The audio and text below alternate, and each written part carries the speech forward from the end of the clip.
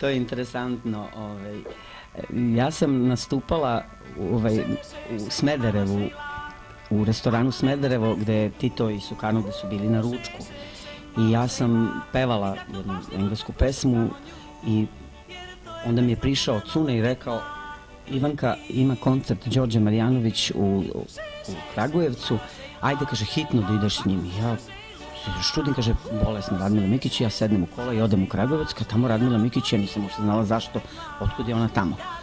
I pitam šta je bilo i nikad nisam znala. I posle 10, zašto su me odveli u Kragujevac? I posle 10 godina, kada je bila knjiga ovog reditelja, Lole Đukića, Memoari, ja sam iz knjige saznala da su mene u stvari sklonili zbog toga što je Sukarno želeo da bude sa mnom u društvu, u hotelu, a oni su normalno želeli da me sklone jer su rekli da sam ja velika zvezda i da moram da idem na televizijsko snimanje. A ja sam to saznala tek posle 10 godina.